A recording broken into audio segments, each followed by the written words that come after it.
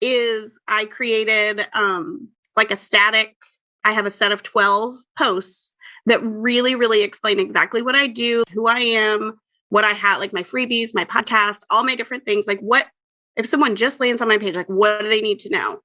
So I have that up there, and then I'm just doing reels. It totally freed me up from having to post carousel posts and static graphics. And now it also looks really tight and clean. And also, you know, when you're posting, like sometimes I would do like funny related to business, like memes. But if the person just came to my page, maybe that doesn't exactly say what I do very clearly. So now it's like this static grid, who I learned about through Kristen on Instagram. Her handle is Going Ultraviolet, and she's been talking a lot about them. So I was like, yeah, sign me up for that. Hello, welcome to Monetizing Mompreneurs podcast, where I take you behind the scenes with industry leaders, entrepreneurs, moms, working professionals, and amazing people pursuing their passions and going for their dreams. And I'm your host, Linda Mendable. Deanna is a digital marketing strategist and host of the podcast, Eff That, Breaking the Rules of Online Business.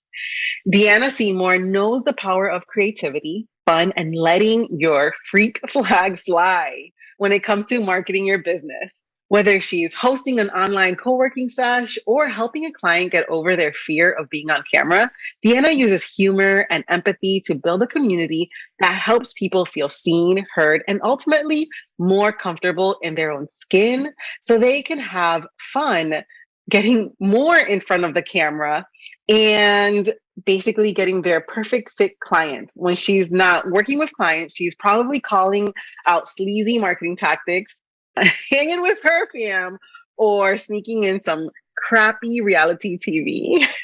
Deanna, welcome to the show. Oh my Hi. goodness. Thank you so much for having me. You are just so full of personality. So tell us a little bit about you and your story, how you came to be where you're at now. Well, oh my gosh, I'm like back in 1980. In the 1900s, I was born. Just kidding. Right? That's what they say nowadays. I know. Like, You were born in 1900. Let's see. Well, I have a background in art education. So I went to art school, and then I became an art teacher for almost 15 years. So I did some high school and then some elementary school, had my own babies, and just wanted to spend maybe not more time with them, because it's like, it's a hard age, right? I have a three-nager right now. So I'm like, not more time. Just kidding. But, you know, have a more flexible schedule so that I could go on field trips and do things with my older kid. And so I was like, okay, I'm going to get into this freelance world. And I've always kind of had different side hustles. I feel like teachers are notorious for side hustles because we don't make that much money and we're scrappy and creative. And, you know, we have time off here and there. Like summertime, I would do craft shows and go hard on my side hustle. And then it would be like back to school. And so I've always kind of dabbled. But it was about a year ago, probably a year and a half ago, that I really like took the leap and did the full-time thing. So now I just work one-on-one with clients, helping them, you know, market their business in a way that feels good to them. So I do sort of break the rules because I'm not niche down. I don't say like, oh, I just do social media or just do this. I have some clients I help with reels, but I have some clients who don't want to get on camera, and I pitch them for podcasts or whatever way feels good for somebody to get in front of people. I think is what they should lean into, because I think that's where they're going to shine the best. You know what I mean? So that's kind of what I do. Yeah. Okay. So how are you approaching social media strategy and marketing these days? I feel like since the pandemic, I'm like, I don't even know what year is what. Like, I don't even know what's happening. But over a year ago, I got off all social media, and it was the end of my last school year. So it was like May, school gets out in June. I'm starting my own business. And my husband was like, wait, you're getting off social media and you're starting a business? This seems like a terrible idea. And I was over it. I was trying to have a Facebook group. I was trying to post 3 TikToks a day. I was trying to, you know, stay on Instagram and get that going. I was, you know, you're supposed to pin, like you got lead magnets, pin your lead. Like I was trying to do everything. And I was like, I have to get off it all. I just need a detox. This is too much. And so I remember posting on Facebook, I'm going to delete, I'm going to get off Facebook for all. And I know people do that. Like it's like this big dramatic thing. But I was like, if you want to keep in touch with me, I want people's email addresses. Like I want phone numbers. I want to keep my friends, but I want to back away from this. And one of my friends like called me immediately and was like, are you okay? Is everything okay? That's how important social media is to everyone, that they're like, oh, how can you do that? Like, are you quitting your business? Like, what's going on? So now I'm just on Instagram, and that feels good to me. And I like doing reels. I think they're fun. The trending sounds are like funny sometimes, but I like being able to sort of say what I do in quick little chunks. And it doesn't take that much time, and it feels fun to me. So Instagram is kind of the place I hang out now. So I did sneak back on Facebook because it's so hard, because that's where people have communities. Like you have a group on there, and I feel like I have things that I'm part of, like communities I'm part of that I've actually paid money to be part of. And I'm missing out on that component of community if I wasn't involved in Facebook. So I actually just restarted a new account, and I don't accept like any friend requests. My big picture at the top says, I'm only on Instagram. I would love to connect. Come find me. But I don't do anything. So I don't have any family or friends. Like I literally have 0 friends on Facebook, but I get to go in those communities. And, if it's somebody I like, I want to do a coffee chat. Like I want to actually get to know people more than just commenting and liking. So that's where I'm at these days. Yeah. Oh, yeah, for sure. Like one of the biggest conversion rates for me is getting people from my Instagram into my Facebook group. And so for me, that's been my strategy, and it's working for me. So that's what I do. I don't really do the TikTok. I'm trying, like I have like a few videos up there, but like 10 followers. Well, because we feel like we're missing out, right? We feel guilty. And I mean, there is a part of me even that's like, ooh, yeah, like when it's working for someone else, it's really hard to not think, oh, it's working for Linda. Maybe I can start a Facebook group. If that's really working for her, maybe that could work for me. But the truth of it is I tried to have a Facebook group, and I'm still not even that active in the ones that I try to go check now, because it's just for whatever reason, who knows? Like, who knows why I never liked an oatmeal cream pie? It just wasn't my thing. I wanted a nutty bar. Like, it just was never my thing. And when I was trying to be the host of a Facebook group, I was like, okay, Monday, always trying to systematize to figure out how I could do it. And like, Monday, I'll post this, and Tuesday will be like Tip Tuesday or whatever. And I was trying to schedule them and do it because I didn't really want to do it. Like I was just figuring, and so, but also, who wants to engage with a hostess? Like if you went to a party and I was like, ugh, I don't really want to host this party. Here's some chips. Here's some stuff. You'd be like, this party's whack. I want to go home. I didn't even really want us here. And so again, like you like your Facebook group, and you're showing up there happy to be there, and it's working for you. And that energy is what is working for you. If someone else tries to like replicate that, who doesn't really love it, you can't fake that. I'm not like that hippie. I'm not that woo woo, but I'm like, you can't really fake that energy, Yeah. Yeah. No, I believe in energy. I believe that we naturally attract a certain clientele. We naturally attract, certain things. Just like some reels work maybe really great for me, may not work really great for you, right? I don't know if you noticed. Some reels maybe, may like certain type of reels are great for this person, but maybe it's not going to be working for you. It's not going to go viral for you, right? No, I know. And it's hard to watch because you're like, that's so not fair. It's like hard sometimes because you're like, well, what are they like? How did it work for them? But there's so many moving parts to everything. Like it's just like the stars aligned for that person and they went viral. It might not even be. Now I'm getting like really hippie-ish, but I'm just like, everything happens for a reason, like whatever. Like, I just think it's hard because then there's a lot of also people like this worked for me and creating content or course or whatever around it. And then you're like, okay, yeah, I should do that because it worked for them. And then you just get in this hamster wheel of, okay, I'm going to do this because it's working for them. Okay, it doesn't feel like it's working for me. Oh, look, a new person is saying TikTok worked for them. Okay, let me try TikTok. And you're not really going all in on something. So trying to find what works for you and then letting that be enough and like letting go of the guilt of like, I talk to people all the time and they're like, I know I should be doing this. I should be on TikTok, or I should repurpose this, or I should whatever. And I'm like, who cares? You don't have to do anything you don't want to. It's fine. So yeah. Yeah. I believe in honoring your energy. I believe that you have to be real with yourself and what it is that you're enjoying. But one of the things that I've learned, and I follow a person named Brock on Instagram. I've seen him. He's always yeah. And then I like his mom too. But basically, he was talking about how Instagram followers are actually more valuable than TikTok followers because paid per click, Instagram followers are 7 cents. Not Instagram, excuse me. TikTok followers are 7 cents per click, while Instagram's followers are 77 cents per click. And so it's 11 times more valuable than those that are in TikTok because they're still trying to figure out how to sell. Some people are still trying to figure out how to sell on TikTok, I guess, when it comes to ads, right? Mm-hmm.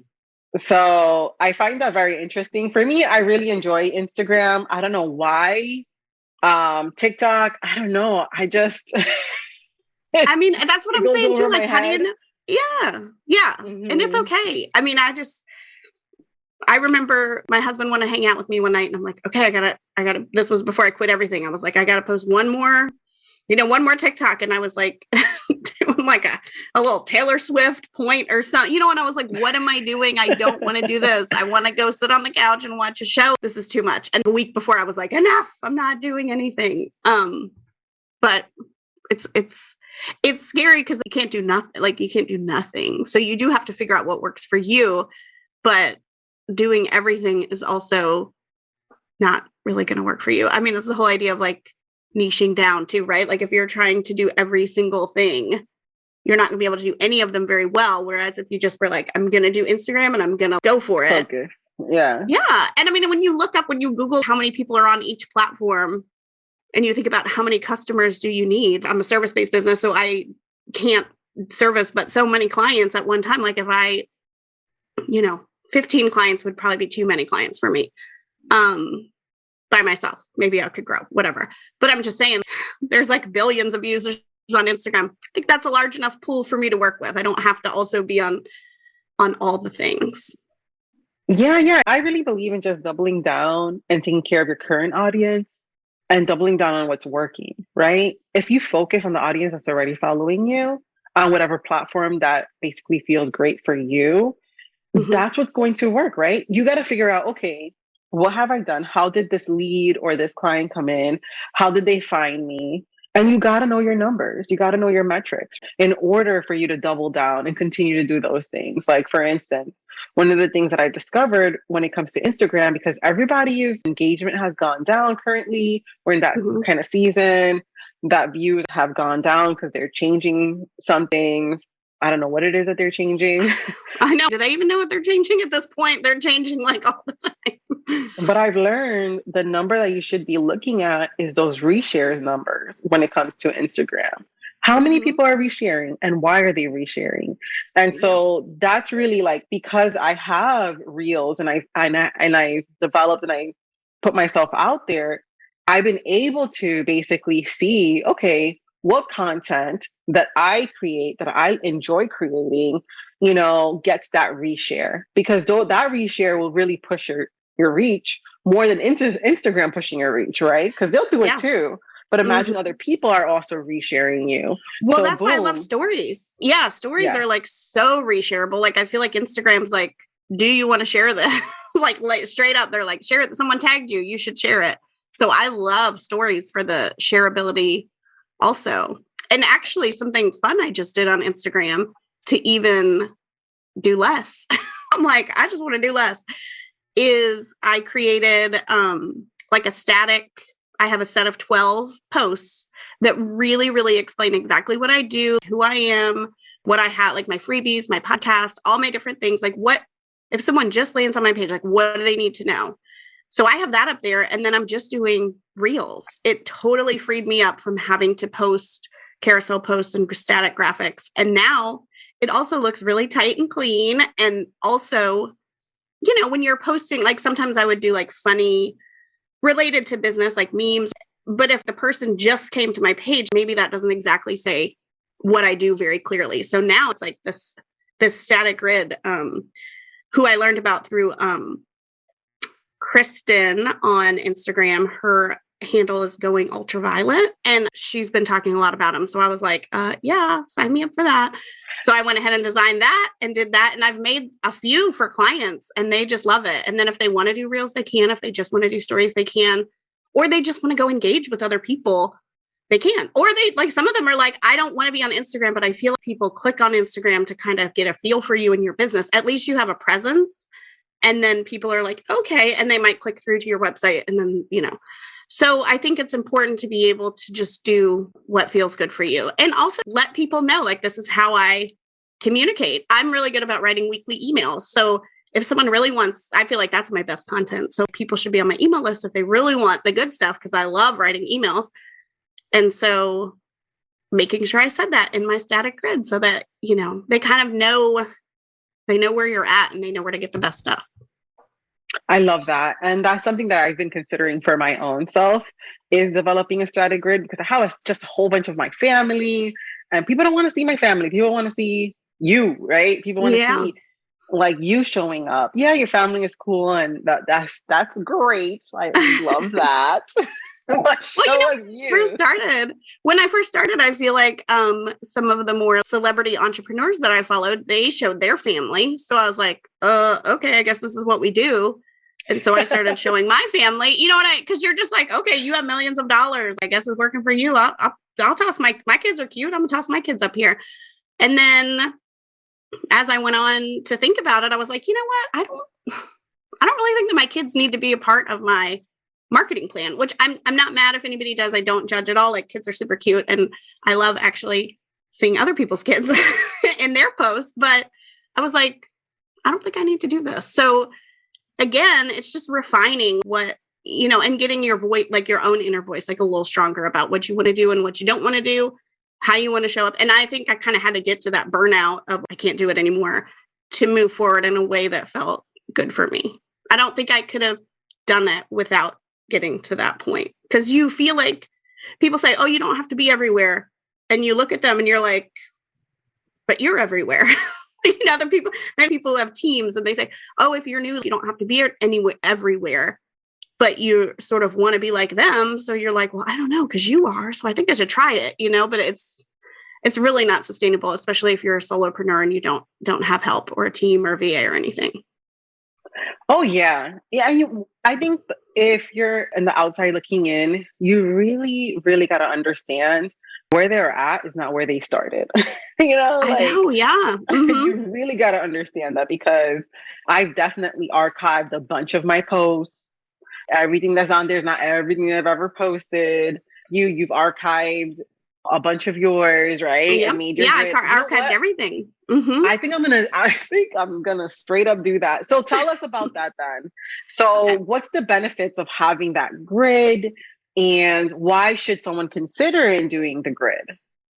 I think you should consider doing the grid if you don't want to. So I have one client who didn't want to be on Instagram. Well, she was on Instagram. Actually, she is a coach and she does a lot of psychedelics, integration and working with her clients. So mushrooms. Hello. Yeah. Oh my gosh. So she's all like mushrooms, whatever. So her account got deleted. She had thousands of followers. Too? I don't think so. I think I'm like, Molly, I don't know. Yeah. So she does that for people. I've just heard that through the grapevine. I don't know. Like, whatever. People can heal however they need to. But yeah, so hers got deleted, but then we were working on, she has a Substack now. So that's like a blogging email platform that's kind of like up and coming, I feel like. So she is on Substack and really great about writing her people every week and really loves that. But she's about to start pitching to be on podcasts to talk some more and get her, get in front of new audiences. So I suggested, I was like, I think we should put something up on your Instagram, because she like restarted her account because you feel like you have to have one, And we made her this beautiful, the graphic designer made this beautiful, I feel like it's like a work of art. It's got like definitely some surreal imagery and some psychedelic, like it's some mushrooms in that. It's just a beautiful place for someone when she pitches to their podcast and they click on that link in that email. they are going to be like, oh my gosh, who is this? I think Instagram used to be super curated. Then we sort of were like, no, we want real stuff. The pendulum was like, no, we want super real and authentic. Don't give us super fancy. But I think it's sort of swinging a little bit back, or maybe because everybody's being so real, when you do go on a page that's like a beautiful static grid, for a second, you're like, whoa, what? This is super cool. Like, who is this? Because the way I design them, it's kind of like those puzzle, it all kind of fits together. And so I think there's a wow factor when people come. And then I sort of go through, you kind of take them on a journey through the 9. So the first one, when I do it, is always the person. Like we introduce who you are, what you do, who you serve. So then they're like, okay. And we keep scrolling. For Kathleen, it was like, come over to Substack. Here's what I'm talking about. And we kind of used her podcast pitches as some of the anchor posts to go a little deeper into what she was pitching to podcasts. So for me, it's some of my opt-ins, some free resources you can get. And I think it's just a really nice way. If you love Instagram and you love posting all the time, keep doing your thing. But if you're got one foot in, one foot out, to put up a static grid so that people just are really clear on what you do and who you are. And when I did mine, here's what I'm selling, buy my stuff. Because I think sometimes we feel like we have to serve, and we get a little nervous to sell. But the whole point is we want to make money. So I felt like with the static grid, I treated it more like a landing page, like a sales page almost, and sort of a choose your own adventure. Here, you can go here. You could sign up for my mastermind. You could work with me one-on-one. And it just sort of took them through all the things in my world. And at the end, it's another picture of me. Thanks for coming. If you want, I love being on podcasts. I love doing this. Send me a DM or, watch my stories. And I think it's just a really nice way to sort of clear the deck and be like, here I am. And I archived all my old posts. Some people just put a little banner across, maybe check out my archives if you want. But like you were saying, we evolve so much that when you scroll back, you're a year and a half ago too, I was doing daily dance parties for fun, take a break from your, but it's not really in line with what I'm doing now, but it's an evolution to get where I am today. And now I'm in it to win it. I have clients. I love what I'm doing. This is working. Static grid up.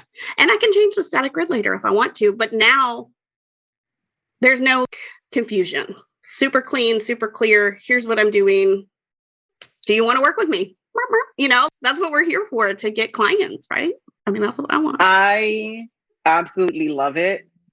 And because I'm telling you, and before we came on this call, things happen for a reason. And I'm glad that our audience is also listening in on this, because Instagram has definitely evolved. And now it's merging the two. If you don't have these perfect images and these perfect little video reels, oh my goodness, it almost got a match for people to be like, oh yeah, that's a professional right there. They know what they're talking about. For people to take you seriously on the online, or even why should I listen to her? And I feel like that static grid really reflects, okay, why you should listen to me. Here are the top posts on exactly why you should listen to me. So let's go deeper into this. Okay. When someone comes, I love it. It's social media strategy. We can talk a little bit about some email lists, but I feel like this is a really great focus because I'm a big believer on Instagram. I don't think it's dead at all. If anyone is alive, and just recently, heard each follower is actually more valuable than the followers on TikTok, just an FYI. Yeah. So when it comes to that that static grid, right? When someone sits down to create this grid, do they archive all of their posts, or do they choose certain posts? How should they approach this? I am a big believer you do you. But what I would do is, if you are going to keep any, I would still go through and check them, clean them up. You know what I mean? Look and be like, is this really in alignment with what I'm doing now? Do I want to show my kids? People need to look at my kids. And if you think about it in a way of, what do people need to know to want to work with me? You kind of want to use it like a gallery. This is the best of the best. And I kind of think of the things I archived as my rough drafts. There were things in there, and there were definitely things that obviously I post about my podcast, but I just want one post about my podcast. And to be honest, with my podcast, when I share it in the stories, that's really where most people reshare it. Guests who come on, or the stories is where I feel like I was getting the most reshares. So I was, okay, one square about the podcast, I mean, I probably people don't scroll back that far. And I know depends on how long you've had your Instagram account. So when I quit social media, I also, part of the reason I was overwhelmed was because I had my Instagram and I had one for my old podcast, which was called Imperfect Party. And what I ended up doing was using the one for the podcast to move forward. And I made my other one private because that had a ton of family pictures on it. And I was like, okay, this one's private. That's my personal one. And I actually forgot the password. I never log into that because social media is too much. So I only had like 2 years or a year and a half, 2 years of the other thing to archive. But I just sat down while we were watching TV one night, and you just click on it, and you click the 3 buttons and you click archive, and you click the 3 buttons and you click archive. Like, it's monotonous, but it was doable. So I personally would probably recommend that you can archive it if that feels okay to you. If I didn't archive it, I would still look through and see what you got going on and if it relates to what you're doing now. So. Oh, yeah, for sure. Because I no longer actually do want to put my kids out there as much. Mm-hmm. No choice for me. I love my babies, of course, but I feel as though, they're working with me. They're not working with my kids. Mm-hmm. And I'm not a mommy blogger. It's different when you're, I guess, maybe when you're when you're trying to show a product on your child, or you're blogging about diapers, right? You're blogging about diaper bags or little kids' clothes. But I am not doing any of that. I am honestly doing all about business and marketing and strategy and design as a web designer and a coach. Now I'm currently a coach for web designers. Mm-hmm. And I'm also growing, Yep. As I progress and as I grow in my business, I'm taking my audience along for the journey as well, right? Because we're always like, I guess, in this form of like evolving. And I'd rather, instead of just, hey, surprise, I'd rather just take my peoples on my journey with me. And I've had people following me from when I first started posting on, Instagram, but I have noticed that I gotta do something with my grid. I've noticed that I felt it. I'm like, man, maybe I should just completely archive. And I've seen some people do it too. And I'm like, oh, I like that. And I'd rather just dive into the reels and my stories. Boom. Yep. Yeah. So my second post on my static grid says, like, check out my stories, look at my reels. And I designed it with a little arrow pointing up because, the reels tab is directly above the arrow in the graphic, just in case, some people don't know their way around Instagram, just click right up here. And it's funny because I've probably had my static grid for like a month, but then I started doing some thinking about, when you post a reel, you have the option to show it on your grid or not show it on your grid. So if you wanted it to be like a super clean static grid, you would not put the reels on your grid because that would start to push your static grid down. Super clean. I'm going for super clean. So I noticed, and I think the algorithm's being weird, but I think my reels views were down. So what I did was I'm just putting 3 across the top to remind people that I'm still making new content. So when I post the 4th one, I'll remove the first one from the grid. So there'll only ever be 3 reels at the top, just to remind people I'm still making content. Here's some reels. That's something that's changed. And so then it's kind of cool too, because the arrow's now pointing to my little row of just 3 reels. Mm-hmm. Yeah. And then what I also did was coming up next month, I'm doing a private podcast series on breaking the rules of podcasting. So I have 8 different people coming on. It's kind of like a summit, but not really. But now I have a static grid. Last time I did that for season 1, I did not have a static grid. So I posted about it. So I was like, okay. So I used the pinning feature. I designed something with just 3 across that talked about it, had the logo, a graphic, and a carousel with each speaker in the middle. And then nice. Where to get your ticket. And so I pin those at the top. And so after November, I'll take those down. But now I'm like, ooh, when my mastermind's open, I'll pin 3 across that we're open for enrollment and then unpin them. So it's still evolving for me because, okay, I think totally static because I'm still active on Instagram might not be for me. But I mean, I have a different client, I guess, Kathleen, but then another client doesn't want to be on at all. So we just designed her page. I mean, I didn't even DM me on it because she's like, I don't want to be on there. It's literally, she is going to ghost everybody. She just wanted it to point to her website. She just wanted to go because, when you go and somebody has nothing or you're like, oh, well, that's weird, and you go away. She wanted to make sure that if someone clicked on Instagram or looked for her on Instagram, there was something there. And it's very clear if they read the captions. In her first square, we just talked about, she's a Pilates instructor and helps people who have Pilates businesses. So she just leaned into, I don't like social media. This is not where I feel comfortable. I want to have real deep conversations. Those happen here. Go on my website and talk to me. And I have a membership. And, she was straight up like, we didn't say don't DM me, but I was very careful to make sure that I didn't say, watch my stories because she's not going to make any. I didn't say, check out my reels because she's not going to make any. She was not doing reels. I have a YouTube channel. But so we have a square that's like, go to my YouTube channel. So you can literally just tell people, it's like making boundaries. Here's how I want to show up, but here's where you can find me. That's where I'll be, And I think it's like creating a lot of freedom for a lot of people to do it however they want to. Oh, sure. Oh, yeah. I think the key is to show up on video. Mm-hmm. I think that's the number one key. Whether you're on YouTube, whether you're on your Facebook group, or whether you're on Instagram with the reels and the stories, you're showing up on video. And that is what's making that impression. And that is what's going to skyrocket your growth and help you on your marketing strategy when it comes to online. So I was like wondering, like, where was she marketing? Oh, YouTube videos. Oh, of course. Because, she's not using her Instagram. I'm like, where is this going? YouTube videos. Yeah, I've noticed that. I saw this one, I interviewed this one YouTuber. She had around 370,000 subscribers.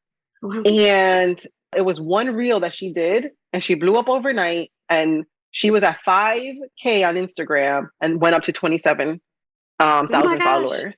But she already has the YouTube. She already had a place for people to get to know her deeper, right? Because once a video goes viral, this is the thing. Once a video goes viral, people are checking you out. People are clicking on links. People are clicking on posts, and people just want to get to know you more. And if there is some intrigue, right, that you touched on something, okay, they're going to go in deeper. But if not, they're going to hop off.